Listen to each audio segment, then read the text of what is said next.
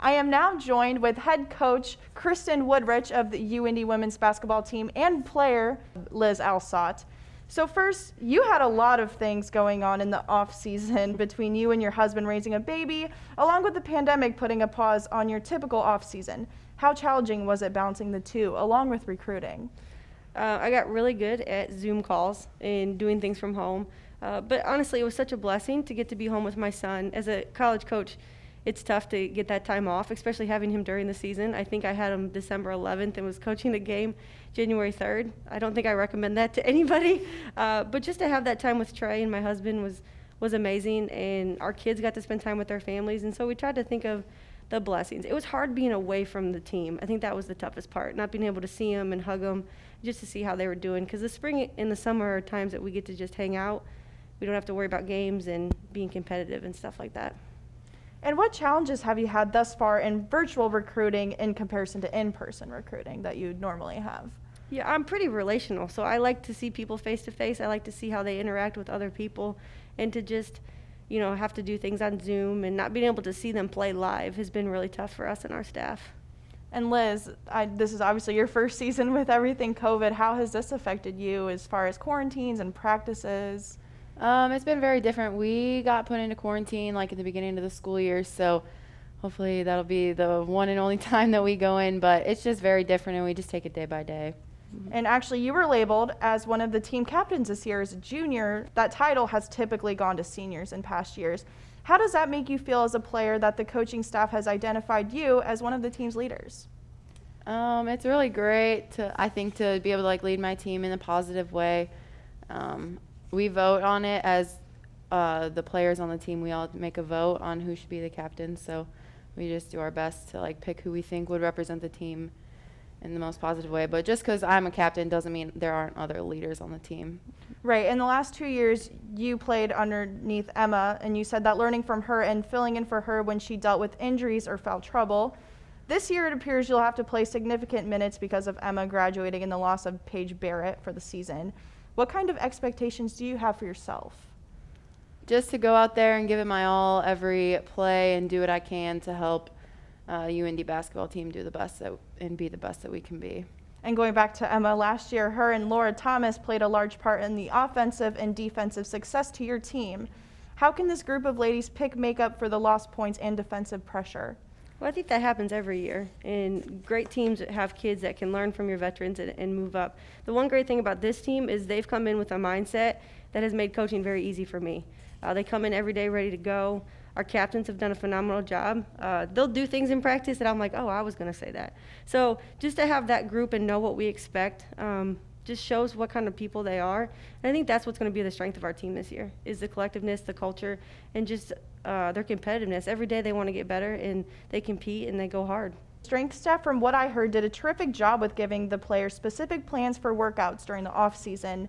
Were there any complications with doing some of those workouts in terms to access to weights, equipment, and things of that nature?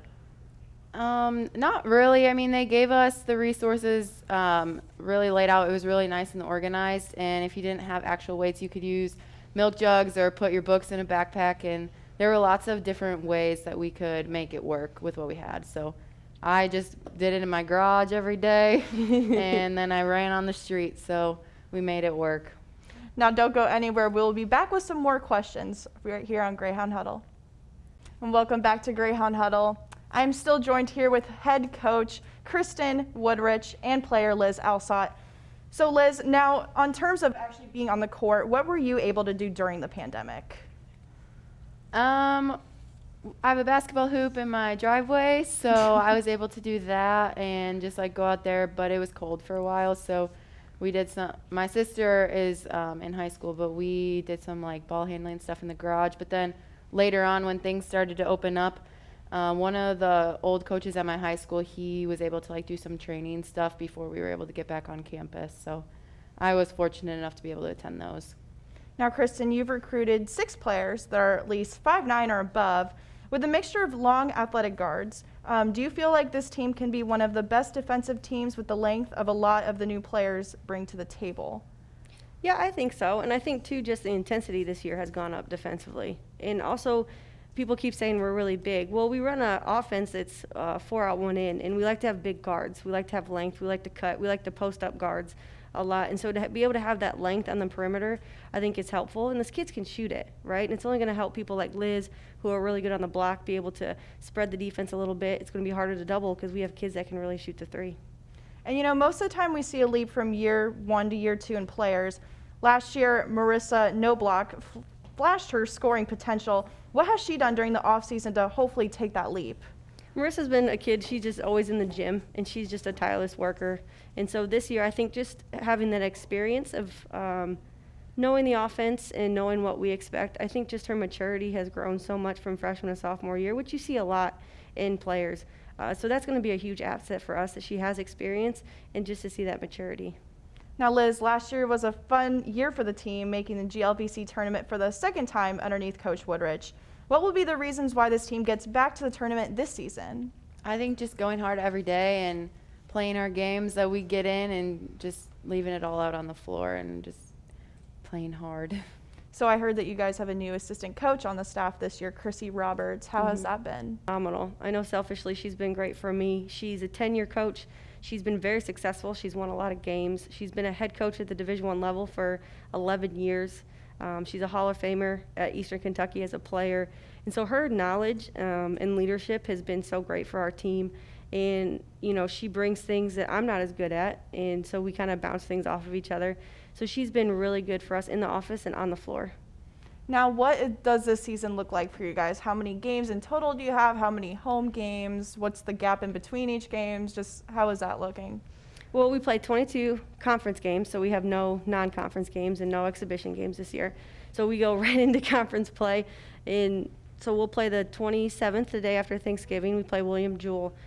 And like Liz said, we're trying to take it day by day. I think I get something new every day, a different protocol, a different thing that we got to, kind of keep our kids safe and keep everybody around us safe. It's going to be different not having fans. We're so glad that the GLVC streams our games so people can still watch us play. But our goal is we need to get 11 games in to make that tournament and to make the NCAA tournament. And I think that's a reasonable goal for this group with how talented they are and how hard that they work. Right. Well, I want to thank you guys so much for joining us here on Greyhound Huddle.